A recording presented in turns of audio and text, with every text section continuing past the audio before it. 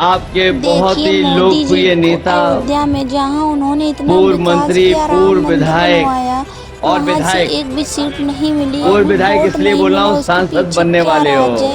आचार्य परमहंस जी ने कुछ बताई खास बातें, ये हमने तो नहीं वीडियो जीता को है। लास्ट तक देखें। इस क्षेत्र की महान जनता ने, देव तुल्य जनता ने जिताया है।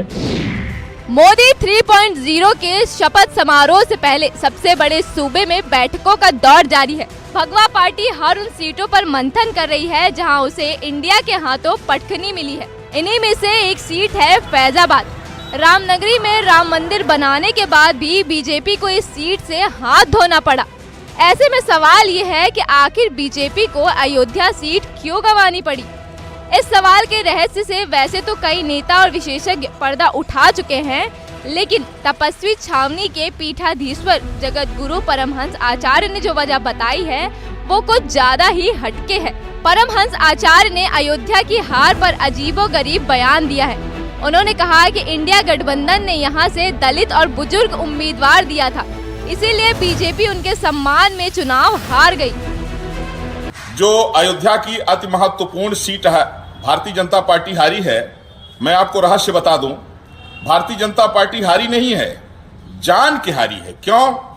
क्योंकि मर्यादा पुरुषोत्तम भगवान श्री राम माता सबरी के जूठे बैर खाए थे, केवट को गले लगाए थे। ये राम राज्य है। तो भारतीय जनता पार्टी ने निर्णय किया कि यहाँ इंडी गठबंधन ने जिस प्रत्याशी को टिकट दिया है वह दलित समाज से हैं और अत्यंत वयोवृद्ध हैं।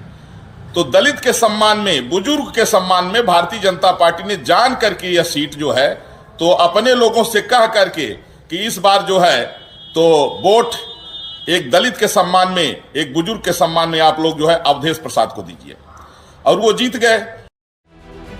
इनकी माने तो बीजेपी को सपा ने फैजाबाद में हराया नहीं है, वो खुद जानबूझकर सीट हारे हैं दलितों के सम्मान में।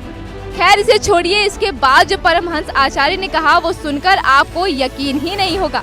हम कुछ बताएं उससे पहले आप खुद ही सुन लीजिए कि उन्होंने क्या कहा। लेकिन मैं आपको बता रहा हूं कि इतने बुजुर्ग हैं वो कि एक ही 2 महीने के मेहमान हैं। तो एक तो विधायक थे, वो सीट जो छोड़े हैं वो भाजपा जीत लेगी चुनाव होगा तो, और 1-2 महीने के बाद में जैसे ही ये मरेंगे अवधेश प्रसाद, फिर जब चुनाव होगा तो फिर भारतीय जनता पार्टी लगभग 5 लाख वोटों से यहाँ जीतेगी। हाँ, सही सुना आपने, यही कह रहे हैं परमहंस आचार्य की सपा के नवनिर्वाचित सांसद अवधेश प्रसाद 1-2 महीने के मेहमान हैं। जब वो मरेंगे तो फिर चुनाव होगा, फिर बीजेपी चुनाव जीत जाएगी। और तो और वोट भी बता रहे हैं कि पूरे 5 लाख वोटों से बीजेपी जीत का परचम लहराएगी।